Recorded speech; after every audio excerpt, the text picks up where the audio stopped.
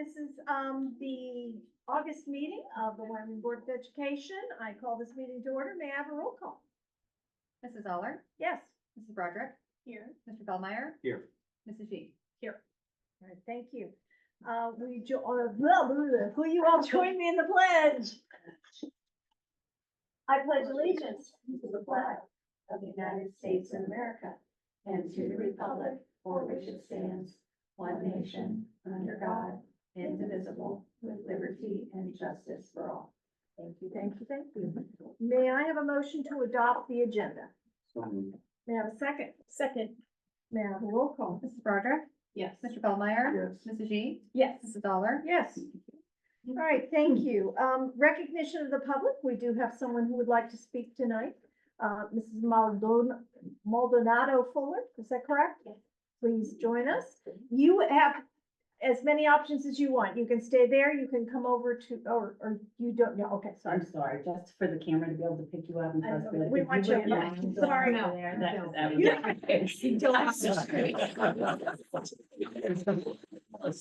Elections are quite narrow. I think we're picking up. Okay, and she's fine. Okay, all right, thank you, please. Hi, I'm Eileen Maldonado Fuller. I've been a Wyoming resident since November 2016. I'm at 281 Compton Road. So I'm here as a parent of a current Wyoming Cowboy student. My daughter Cecilia is a second grader. She started at Hilltop for kindergarten and now has been at Elm since first grade. She loves her school. She's been the top primary student fundraiser for the Wheel-a-thon the last 2 years. She takes it very seriously. Is one of several heritage speakers in our school district. She joined Wyoming schools fully fluent in Spanish after being part of a Spanish immersion preschool since she was 20 months old. Now though, almost 3 years later, she's losing her confidence in speaking Spanish, although I try my best to practice with her at home. One of her favorite specials is Spanish class with Mr. West. But she's shared some frustrations because she knows it's not new material that she's learning, and she wants to engage and learn more, rather than waiting until middle school or high school to better become fluent. I think this is a disservice to many of our students in the school district, of which Ceci is just one, who enter our schools fluent in another language from their homes, but lose their ability because lack of access to more advanced language opportunities within the primary schools. We actually have several students in the school district in the similar situation. I've been speaking with these families for about a year now on how we can bring this to our primary schools and trying to cobble different options for us together. We actually have a family here in the school district who the family has chosen to homeschool their son completely in Spanish because that is not available to them here, but they live in our school district. Now, I appreciate Wyoming's efforts of introducing a Spanish special once a week starting in first grade. I think of it like this is more than a lot of other school districts in our areas provide. And so I'm very grateful for that because it at least provides that little bit of ongoing encouragement. And I know that this has helped increase across the school district the number of students who pursue incomplete language electives in middle and high school. I just call on the board to take the next step and provide additional learning opportunities for our students. I share with you a study done by the Rand Institute that looked at dual language immersion program students, and it actually raised their achievement in English language literacy. And those students who were in dual language programming outperformed their peers on state reading tests by 13% by the time they were in 5th grade, and then 22% by grade 8. Another study found that the majority of children who completed a K-5 Spanish-English dual language immersion program continued taking advanced placement Spanish classes in high school, and nearly half of them earned the seal of biliteracy, which recognizes students who have achieved proficiency in at least 2 languages. The Children's Equity Project out of the Arizona State University actually has published recently several reports and hosted multiple webinars showcasing the robust body of research in support of dual language programming. And they actually have this webinar scheduled tomorrow, if you have time. But they actually also have these monthly webinars throughout now through 2025 to highlight what it takes to operationalize such programs. I came to Wyoming and to Ohio by complete accident in November of 2016. We just chose the first house that we found. And once we landed here and we realized where we were, we decided we did not want to move. I'll be honest, when I first moved from Texas to Ohio, I was like, we're gonna be here 2 years and we're leaving, and now we've been here almost 8. A large part because we know the Wyoming schools are among some of the top performers in the state. The impact of our students in our school district is felt throughout the region, nationally, and I imagine probably also internationally. So as a community, as we think about how to set up our students for success today and in the future, let's consider how language factors into that success. Some of our students are going to be business owners, lawyers, physicians, community organizers, educators, and so many other things where language, more than one language, would be so beneficial to them. What a gift it would be to provide them with that access to immersion programming early on instead of waiting until they're older. I want you to consider that more than 20% of US kids speak a non-English language at home. The Ohio Department of Education and Workforce has a Spanish visiting teacher program that Wyoming could engage to recruit qualified teachers directly from Spain to provide that quality instruction here, and they're, I believe, allowed to stay up to 5 years. So there would be some continuity if we were to implement such a program.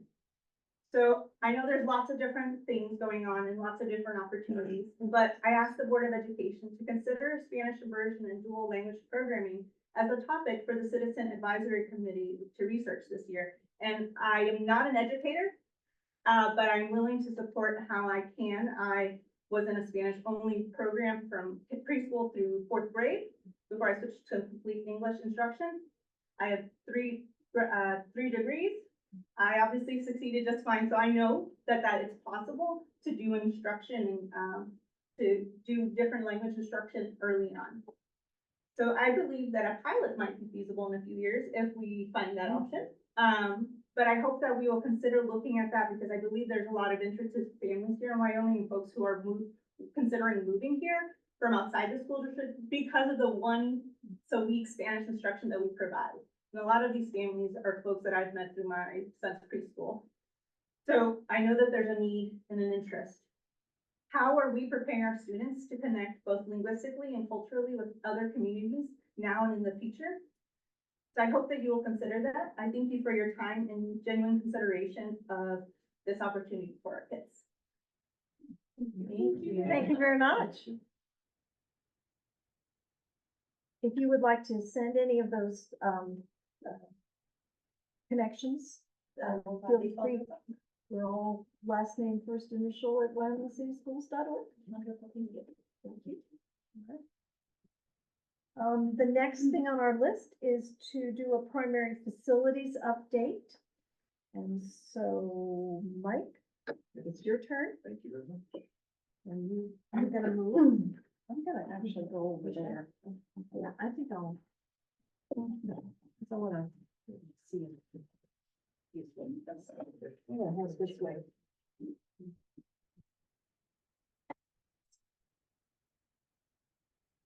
Okay, well, thank you, everyone. My name is Mike Richley with Richley Architects, and look forward to updating the board tonight on where we're at in our process. Next week is Community Forum number 4. And so we've been through quite the journey this year.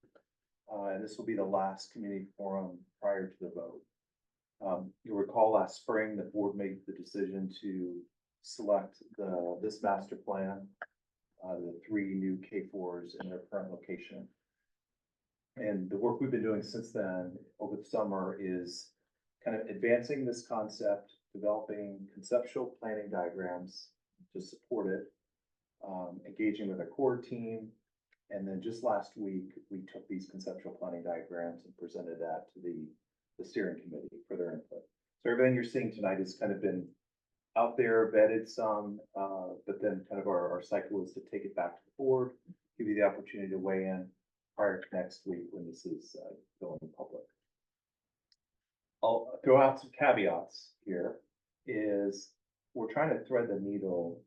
On one hand, it's beyond the scope of this process to completely design all the buildings. That'll happen after the bond issue is completed. On the other hand, we need to, in my opinion, advance the ideas of size, shape, orientation, and just fill out some conceptual information to provide voters with the information that backs about how these buildings could sit on the site. Does it work? You know, because we're talking about buildings that are bigger, right? So obvious questions would be, how are you gonna build a building that's bigger on sites that are already small? So our goal was to advance those in a conceptual format, to fill in the blanks, but then also just want to share with the board that there's many ways to do concepts, and these are just one option. And after the bond issue passes and there's a full design process, there'll be potentially more options explored, more engagement with the community, more engagement with the steering committee and the staff to really fine tune it. Does that make sense? Okay, so first up will be Vermont. Vermont, right off of Vermont Avenue. The gray box is the footprint of the existing one-story building, and it's 20,708 square feet. And our proposal is to go to a two-story building.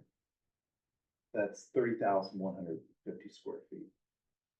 So its footprint is about the same. In fact, I'll overlay here for you.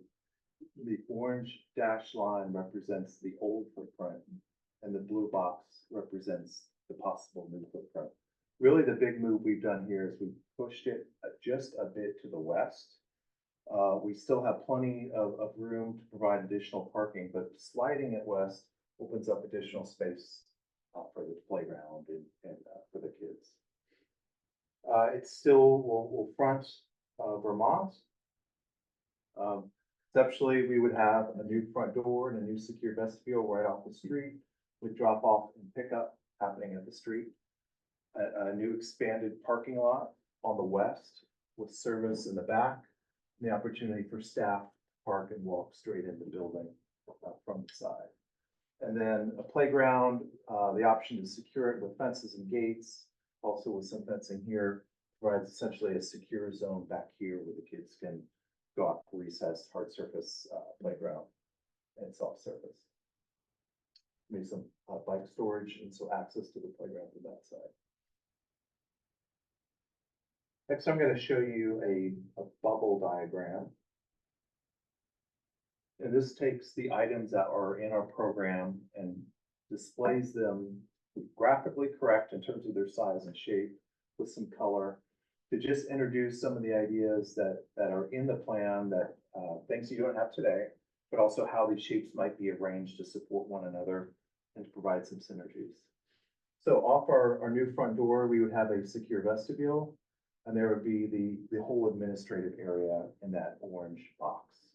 So things like principal's office, assistant principal's office, teacher workroom, reception, secretary, vault, record storage, etc. This is the size of the square footage we need for that. We're proposing that we'd have 3 sets of stairs because we're a 2-story building. So stairs at both ends plus a central communicating stair. So kids could come in, check into the office, and then go straight up that stair, and there's going to be an elevator in the building too for ADA. Some large group restrooms, and then the new combination gym student dining room. And the new feature for these buildings will be a stage off of that for the first time.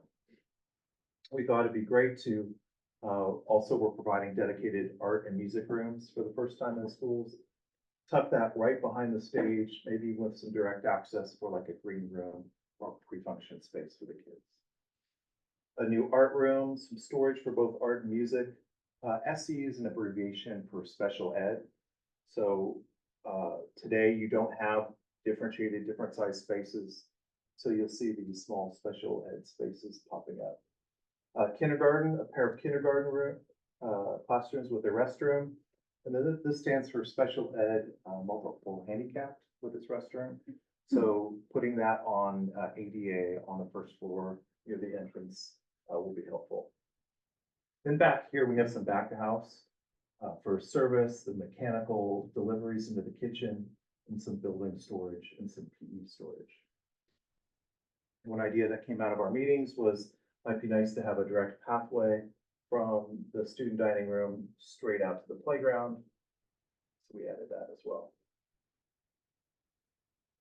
Then we move up to the second floor. Our green boxes are still here, but these are open to below. These would be two-story volume spaces with the opportunity through a corridor to maybe look down into those gymnasium spaces. A nice library overlooking Vermont. And then a pair of fourth grade classrooms, a pair of third grade or second grade, and a pair of first grade, and then a distributed kind of arrangement of either small group rooms or special ed rooms kind of throughout and mixed. Any questions on Vermont? I'm trying to remember, do we have, for purposes of the presentation, a way to kind of indicate to people that the classrooms themselves as designed will be a certain amount of square footage bigger? Just not necessarily on the slide, but in the presentation. Maybe I could even say it verbally, your Yeah. average classroom size is this, and our proposed classroom Yeah, size is yeah. 810 square feet. Because I think a lot of people are interested, trying to visualize what they see on a daily basis, you know, for the kids, you know, their classrooms. Would be nice.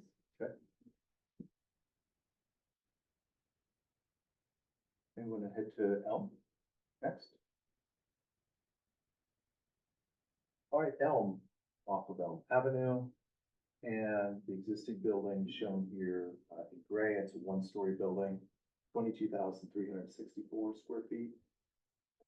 And the playground today is just off the hill. And our proposal is to essentially go back in approximately the same location with a new two-story building, 30,150 square feet. Keeping the access drive, new secure vestibule and entry off the front lobby, parking and service off the back, and through a fence creating a playground essentially in the same space. Mike, is that, I'm trying to remember, the gray line, the light gray that represents kind of like a sidewalk, is that new? Like, there's not currently, Do you have, currently there's a sidewalk that goes through here, But but there's not- not one that goes straight in, Yeah. which, I which think that's a nice. people walk all the way up the drive today. Yeah. So there's an opportunity to come straight in and up. Yeah, Are the parking, the number of parking spaces don't increase, do they? They increase some, so if you can use So your, it's still gonna be see how concerned. large that is, Yeah. and then we'll flip to the next. Oh, slide. Yeah, we're gonna maximize and get as many as we can. right. Okay. For conceptual, there's the overlay. Here, we're gonna pull up a little bit from how close your building gets to the property line. And we're also gonna pull back a bit from that.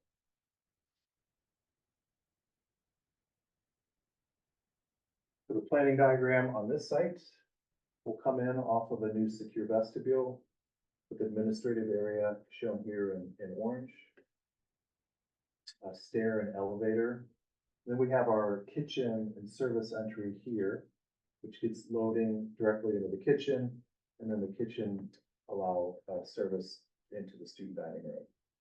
We have a stage, our MH special ed rooms, some additional special ed, a pair of kindergarten rooms with their restrooms and small group, and a pair of ones with their small group. Large group restrooms, music off of the stage, the ability through this circulation network to have lunch, hit the restroom, and pop straight out to recess. And then upstairs, we have a library similar to Vermont with a look and view out to Elm. Pair of fours with a small group, pair of threes with a small group, and two twos in a small group, and then art on the corner with windows on two sides. Since those classrooms don't look like they're all the same size, what? They are- What, down on the bottom there. This That one, second, yeah, what's that? so that's a special ed room. Okay, all right. That's where they're dealing with much fewer Right. students.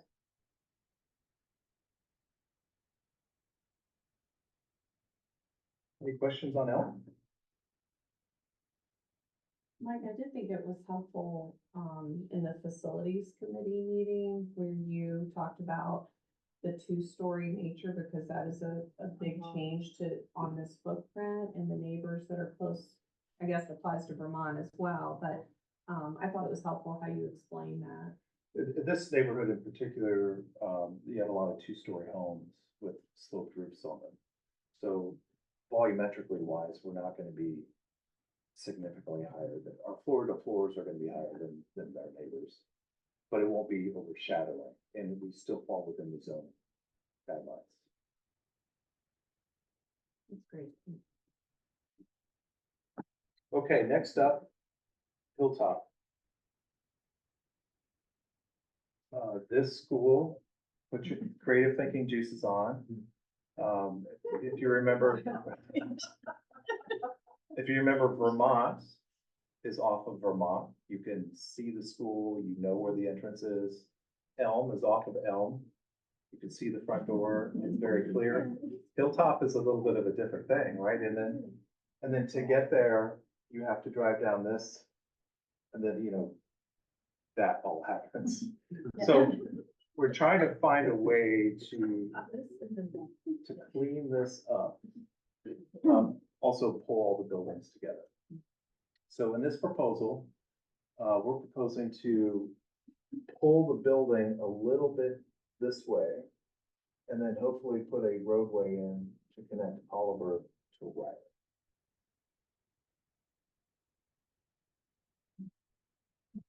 So we end up with like a boomerang shaped building, two-story, almost 51,000 square feet. The opportunity for a through roadway all the way to Riley and parking on the side. And because our site falls so dramatically, unlike the other two schools where we're proposing 2 stories up, our proposal here is we enter at grade on level 1, and then we dig down and have a lower level.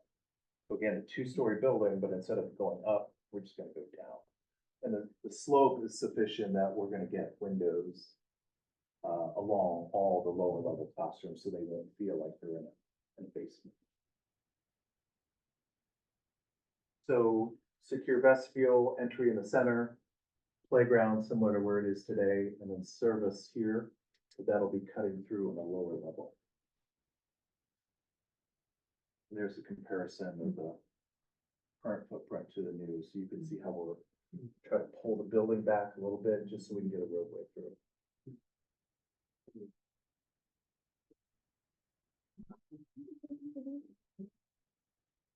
But it does, I don't know what you're We're sharing. saying how close Yeah. it was to the. It does pull it away from that. Yeah. Well, we we need didn't that, but realize I the think- corner of that building D. Yeah. Is what it is right on the edge of the. You're right.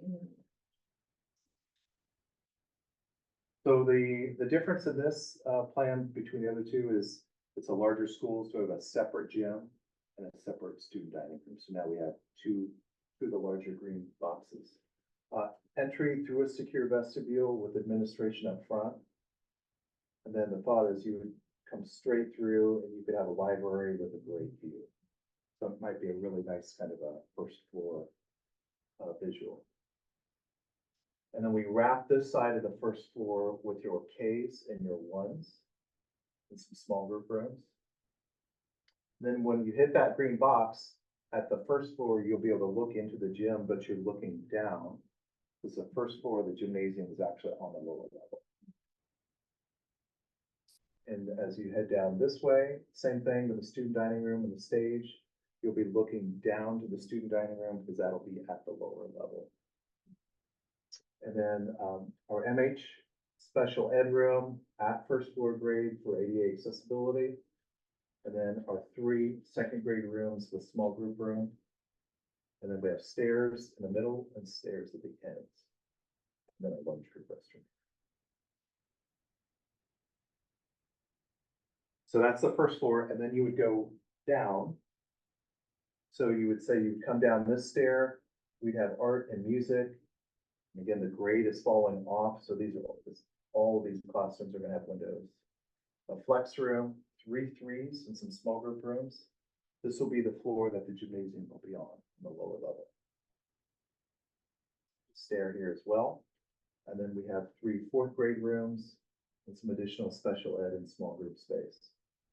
And then service here tucks down in the back at that lower level into mechanical kitchen right off the student dining room. And then recess, so you have the student dining room, the restroom, and the kids can go straight out then at the same level out to the outdoor playground. I also think it helped when you mentioned in facilities that the gym and the student dining, like on that side, since they wouldn't have windows, but that's a 2 level, so you're getting natural light still from the windows that were above. Yeah. Just so it doesn't seem like that side's dark. Yep. That was a good to know. So again, this is one way to solve it, and in our opinion is a good idea to present at least a conceptual planning diagram to give the community some sense of what we're after, and to answer some of those larger questions about will the building fit, how might it function, how might these spaces be arranged.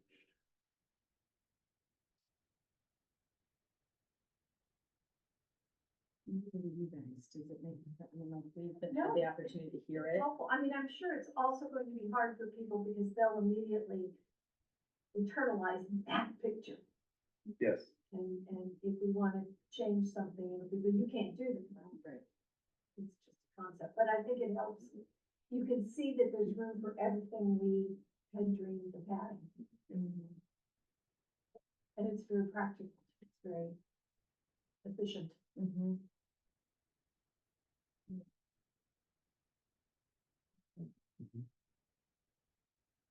Ilya, can you see it okay? Yes, I think it's very clear and visual, and the colors are very helpful as well. I do like it. any thoughts or suggestions, or are we on the right track for next week? Very good. I guess people might ask about whether a building can sit on the hillside and those sorts of studies. And I presume you'll ask questions. of it. There's been geotechnical engineering, will be continue to be geotechnical engineering, soil borings, professional civil engineers designing foundations and the structure, so. And also digging out and lowering that lower level should help. But Jeannie, you do make a good point. A lot of people, now that it's kind of clear it's gonna be on the ballot, they might be engaging in a way for the first time. So I think that's a very helpful reminder that we've done a geotechnical survey. It was determined that we can, do things this way. Yeah, so I think that reminder, there are gonna be some new people engaging at this point, even if they're not at the forum, they'll look at the videos and things. And we talked about, at least at the forum, that Mike was gonna review a lot of the old information, even though it's been out there, but that those pictures would still be up, just a lot of that information too, Right. so people could still be on the same Schedule, page. the The budget, schedule, like all of that. Yeah. Would be a big part of the forum. And we made sure to put this on the next too. Yes, Right. good job. Would this be something you would take to, say, fall festival or group meetings? Or would you get that specific?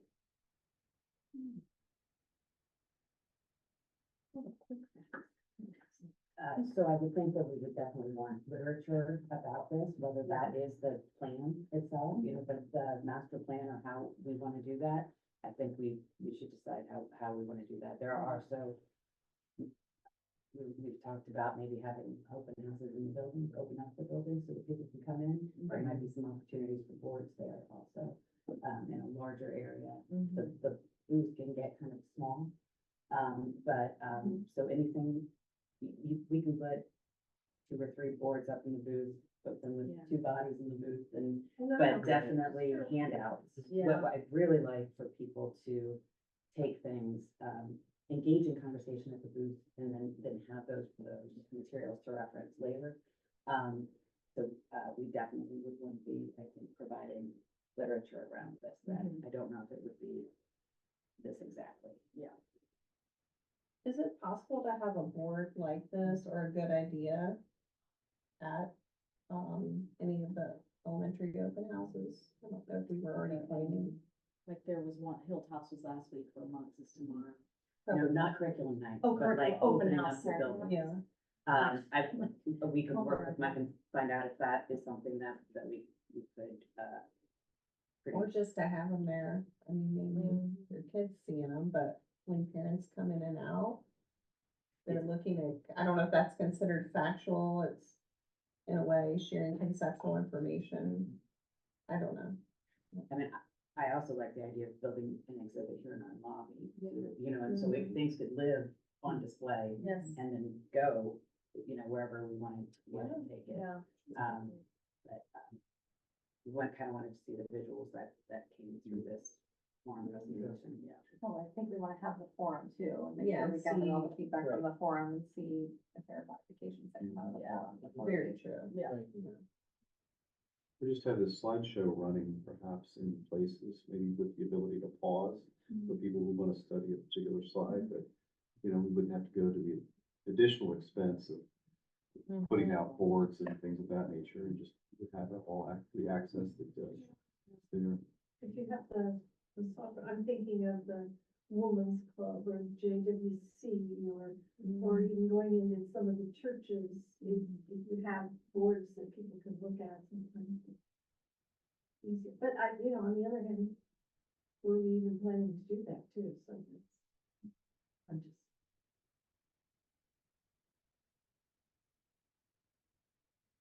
So John, to what you were asking also, so this, with our, board meeting, videos, you know, I always, edit in the full-size slides, and I do the same with the forum video. So those videos will have that opportunity for the stuff and to be able to see per screen the size.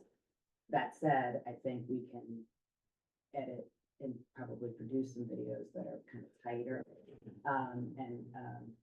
and a different length, that we can be doing some things to get the actual messages out.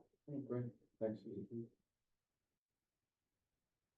Going back to an earlier question, for people who might be new to the process, one of the things we'll do during the forum is we'll have our steering committee representatives on hand to meet with any individual who has questions about the historical process that's been taken. I think that has been very helpful for those conversations to happen, and so we'll have that happen in the forum too.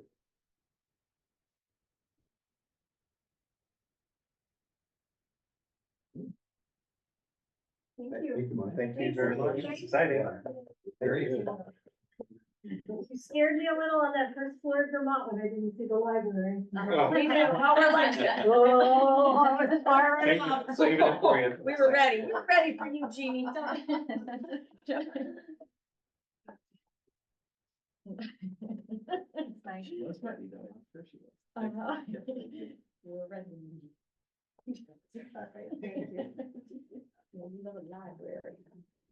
All right, thank you. I think we're ready for board committee reports and we'll start with the finance committee. Judy, Finance Committee met earlier this evening and we, this was our first meeting of the new fiscal year. And so our first item of business was that we reviewed our fiscal year 24 year-end financials. Just took a peek at, thank you. Took a peek at where we ended in terms of cash balance, just reviewed overall revenues and expenditures. Those final numbers for fiscal year 24. We always look at the salary and benefit analytic. Again, salary and benefits represent 80% of our general fund budget. So finishing the analytic for the 24-25 school year. So we did start to take a look at that, which led us to a preliminary review. We know that the fall version of the 5-year forecast is coming to the board. And so we started to plug in some of those figures from the new analytic, and the new forecast is starting to take shape. So we started to take a little bit of a look at that. And we also spent some time talking about voucher expansion in Ohio. And there's really been some staggering numbers from a statewide perspective. Just real quick, in fiscal year 23, $124 million were spent on voucher expansion in the state of Ohio, and in fiscal year 24. So again, 124 million in 23. And that number for fiscal year 24 was 966 million, so almost $1 billion. And so just, really understanding how that impacts public education dollars and how, we're always in an effort to preserve our own state funding and then what that looks like for Wyoming. And so we're gonna continue to have that conversation, at our next finance committee meeting as well. And then, we also just took the opportunity to review again, just the financial impact of the bond issue. So a 7.98 mil bond issue to raise $72.5 million to build 3 buildings that Mike just shared with us conceptually what those might look like. And then, just revisited the whole process that, the normal cost of that is about $280 on a $100,000 home. But remember, we're paying off our high school debt early. So we're paying off that bond issue at the end of calendar year 2024. That will reduce the tax bill by 3.36 mils. So the net impact is 4.62 mils, about $160 per $100,000 home. And so I know we have a lot of this information on our website. We're going to be talking about it again at the forum. We're going to continue to include information in Finance Fridays. But again, just important to remember that what is on the ballot is 7.98 mils, but that is not what our taxpayers will be paying because that high school debt is rolling off. But I think when you keep saying that, that even helped me when you were in facilities, even though we know that, we've been saying a certain amount. I think reiterating how the ballot reads is different, even though we know it, so that people will walk in and be like, wait a second. Right. They said, Right. whatever, so I'm trying to just integrate that into some, Yeah. what we're Continuing saying. to find ways to make sure that that message is clear. So, continue to share that whenever possible.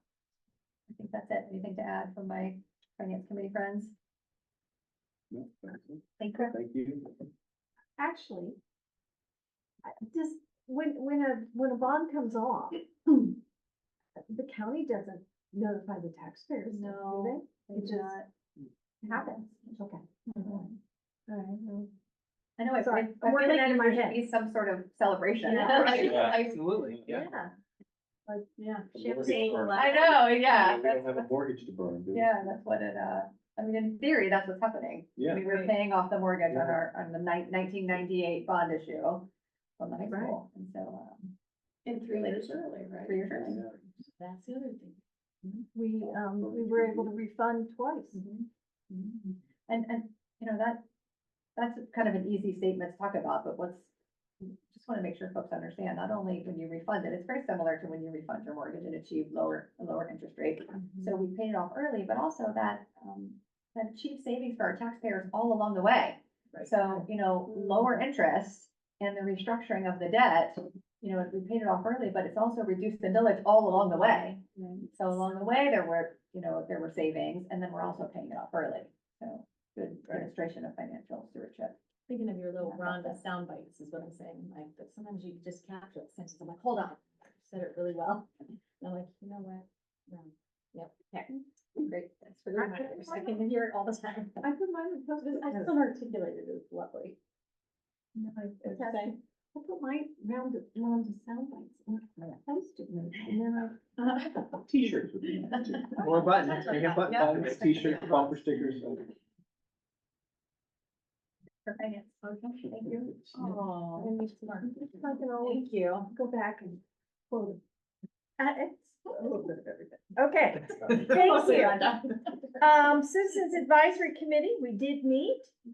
We looked over, I think Tim explained it to you pretty well in the, message, the highlights this week, but just to go over with you, this was at the retreat, we came up with 2 topics this year as opposed to the last couple of years, we've done 3. The one is a very meaty, that social media one it has a lot of places where it can go off to. So when we looked at our list, we did have a number of people who applied, but we did decide at that meeting to just replace the number of people coming off. Because we have been told by the committee over the years that there's a sweet number. There's one number that's, if your committee is under 4, it doesn't work, but if your committee gets up to 5 or 6, then people keep running into each other. So we took 4 new community members, and then we will be adding 2 new high school people. And then we will meet in 2 weeks and start up. Yeah, the other idea too, was considering the best practices for students or staff that may be using temporary instructional spaces, knowing that, the master plan calls for the construction of 3 different sites, 3 new sites, and so we know that that would be a transition that our people would have to go through, and so we'll be studying how to do that in the best way possible. Right. Thank you. Superintendent committee liaison reports, the belonging committee. Yep, belonging committee again also met. We reviewed applications for the upcoming year. First meeting for the Belonging and Inclusion Collaborative will be on September 24th.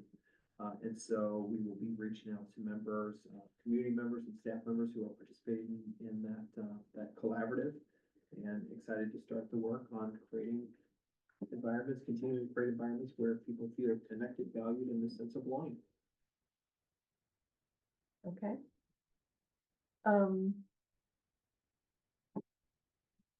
Community engagement. I think the big one is that it's curriculum nights have been happening and Right. they're happening this week. I know Susie's gonna get to the calendar, all that good stuff, but that's just been an opportunity to engage in a great way with parents of different age children and answer some questions and I feel like it's always easier when you.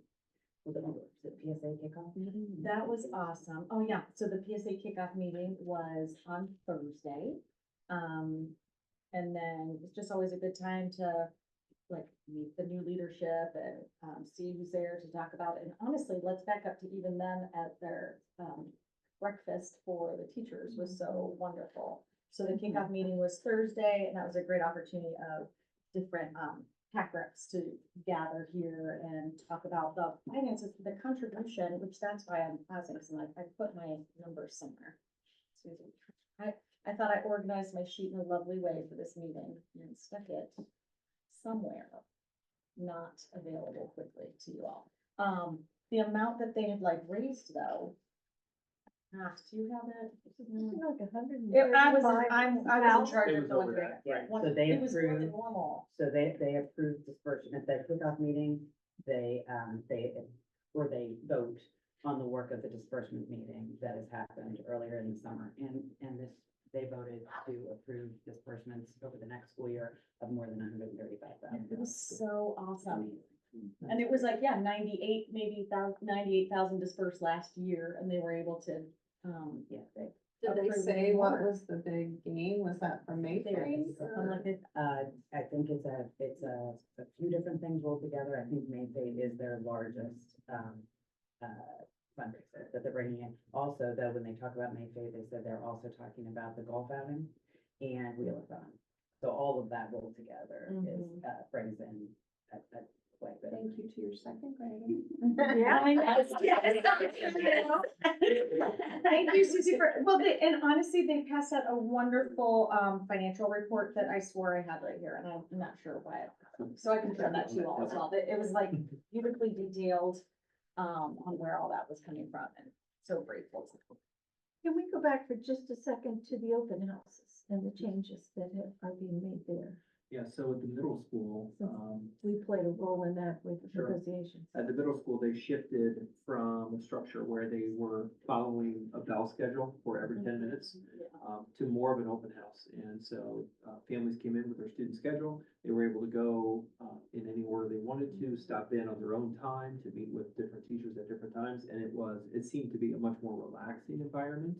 I think the questions that individuals had were answered.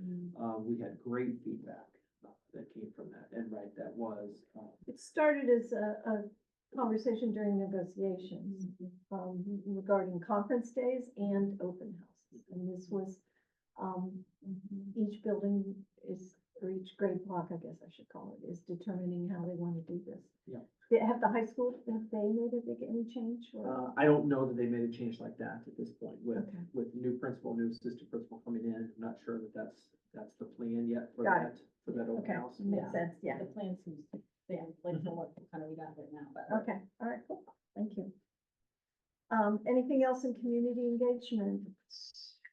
Yeah. That was Susie. I have upcoming. Your turn. All right. So we've got 3 more curriculum nights.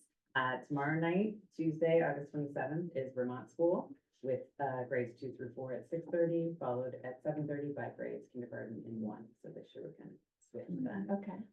Elm School has that same times, but that happens the next day on Wednesday, August 28th.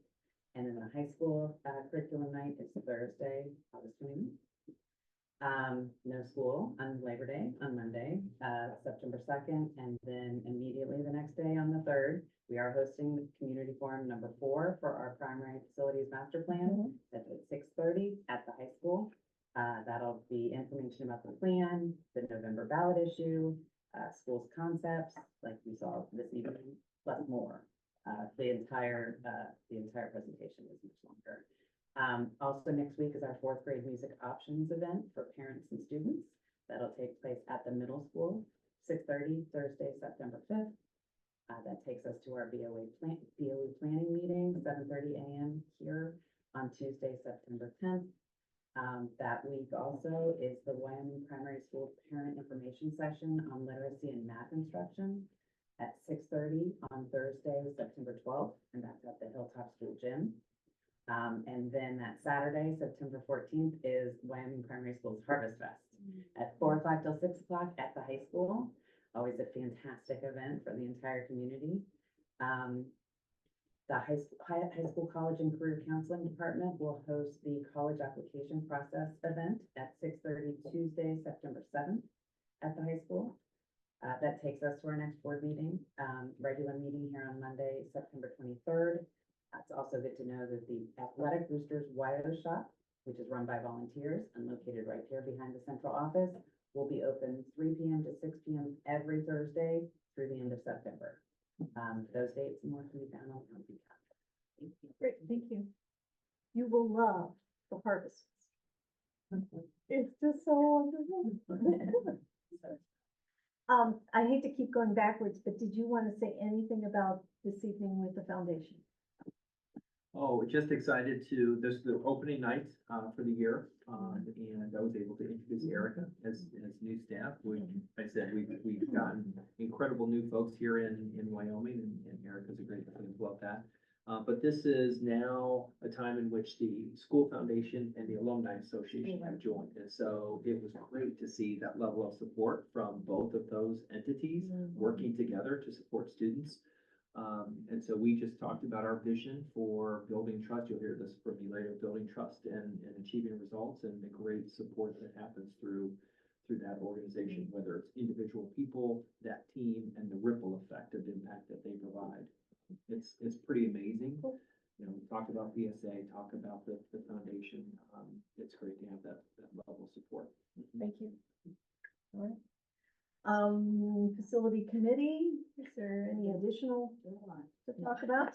Yep, just working with Mike too. Are you breathing? No, sometimes. But it's been good meetings, like, Yeah. of us to be able to Just a talk lot. about meeting with the steering committee, to be able to talk about meeting with the community. Lot Yeah, I of, think lot the of great facilities- foundation. Sorry to interrupt you. The facility steering committee, I think, has gotten into a good rhythm in how we interact with them and Mike Richley, and I think it's every meeting with the facility steering committee provides good feedback and good information that gets Yeah. incorporated into, like, even what we saw tonight. Mike had taken their suggestions, and they are fully engaged, and we hear, you know, they are spreading the word, and we hear a lot of what people's questions are about, like, I think a big topic on community forum night will be the swing space and how that will work, that temporary space might work. Right. And, he didn't really go over the timeline tonight, but he will at the forum. Got it. Good. Thank you. The last 3, planning and goal setting, policy review, and student achievement have not moved off the, haven't That'll be started the next yet, meeting I think so, we'll have. but we'll have things next time. All right, so we'll go to the Board of Education report and start with the committee assignments. These should look very familiar to you. They came out of our retreat, and we will kind of codify them tonight by approving them. All right, and the Career Technology Education CTE waiver, would you like to do that? Yeah, I'll share, again, this is a waiver that we have, implemented each year for, let me say, 9 or 10 years possibly. But what this allows, us to do is to not have a specific standalone course for career advising. It doesn't mean that we don't do career exploration, career advising in our primary, our middle school, and our high school. But since we don't have a standalone course at our middle school in particular, this is how, or this is the waiver that needs to be submitted. And any school district that does not have a standalone course for those reasons at a middle school would approve this waiver. All right, thank you. May I have a motion to approve the Board of Education report? So moved. May I have a second? Second. May I have a roll call? Mr. Feldmeyer? Yes. Mrs. G? Yes. Mrs. Dollar? Yes. Broderick? Yes. Thank you. Thank you. Treasurer's report. Thank you, Dee Dee. Item A is approval of the minutes from the July 29th regular meeting and the August 6th planning meeting. Item B is approve the financial reports from month ending July 31st. Item C is the annual commercial paper reporting that's related to our investments. We're required to accept that and submit it to the auditor state. And item D is approval of the report, please. All right, may I have a motion to approve? So moved. Second? Second. May I have a roll call? Mrs. G? Yes. Mrs. Dollar? Yes. Mrs. Broderick? Yes. Mr. Feldmeyer? Yes. Thank you. Thank you. Superintendent's report. Thank you. I have several personnel items. Number one is a recommendation to approve resignations that have come in. Number two is a recommendation to approve unpaid leave for the staff member. And number three is a recommendation to approve these non-athletic supplemental contracts. And every time we do this, we say thank you to people who are creating opportunities for students. Student engagement is huge in Wyoming City schools, and one of the reasons because we have people who are willing to connect with students in different ways. Number four is a recommendation to approve van drivers that support individual student needs. Number five is a recommendation to approve this staff member for a student meeting that happened outside of the school year. Number six, recommendation to approve time spent in IEP writing and staff mentoring. Number seven, recommendation to approve specific training. That's CPI is crisis prevention and intervention training. Number eight, recommendation to approve time spent in department and special education planning meetings. Number nine, recommendation to approve primary summer math committee work, exciting work that happened over the summer in preparation for the school year. Big shift is to focus on mathematics instruction at the primary level. And number 10 is a recommendation to approve additional classes these are teachers that go beyond their normal bell schedule. And so they have an extra bell either at the high school or the middle school. Number 11 is recommendation to approve these individuals for, you can see, for Friday study or after school supervision of students. And number 12 is a recommendation to approve these individuals who are part of the evaluation committee. This is committee work that had been done last year for the 23-24 school year. Item B is a recommendation to approve volunteers that have signed up through Raptor. And it's just important to note, that's 23 pages of Yes, it volunteers. is. 23 pages. I didn't count I should have counted at least on one page and shared that, but 23 pages of volunteers, and that's just exciting. And we talk about impact, and that is a great example of how individuals are impacting our students. I did not ask this before, so sorry, so you might not have it.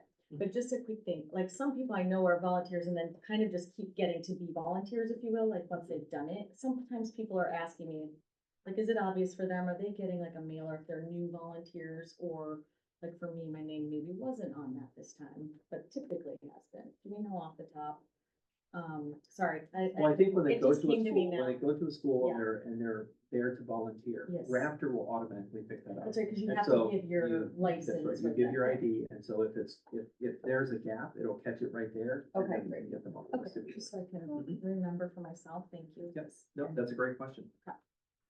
And then item C is, a recommendation to approve the, substitute rates. And we go through the county, the Center for Collaborative Solutions. And so you can see these different pay rates for the different levels of substitute teachers that we have. And you can also see, educational aides. Then item D is a recommendation to approve this fee revision, and that is for the College Board AP exam fee that is going from $98 to $99. So it's just shifted up $1, and so we have to approve that. Thank you. May I have a motion to approve the superintendent's report? So moved. And I will second it. May I have a roll call? Mrs. G? Yes. Mrs. Dollar? Yes. Mrs. Broderick? Yes. Mr. Bellmeyer? Yes. Thank you. Thank you. Superintendent, do you have an update? Yeah, just, really a celebration of the opening of the school year. It's been amazing. I think we've stopped counting now. But yes, I've stopped counting, but every day, I wanted to say day 10, it might be right around there, I don't know.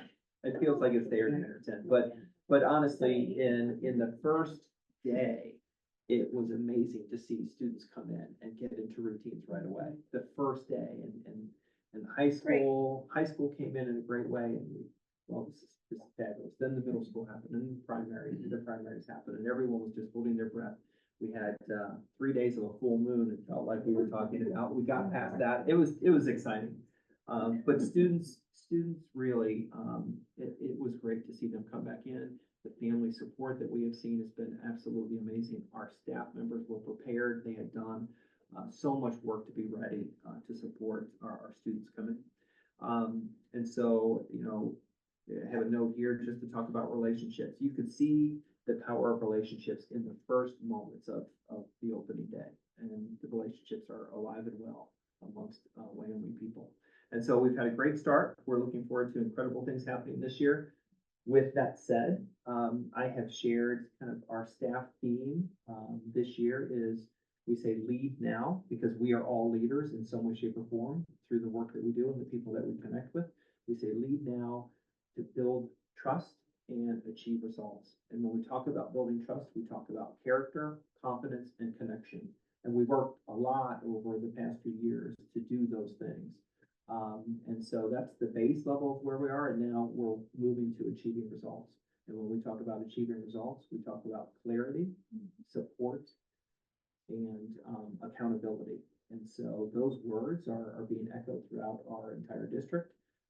And that's what we're really after. We're really talking very intentionally about student achievement, student growth, and student culture, and how do we continue to achieve results in those three things.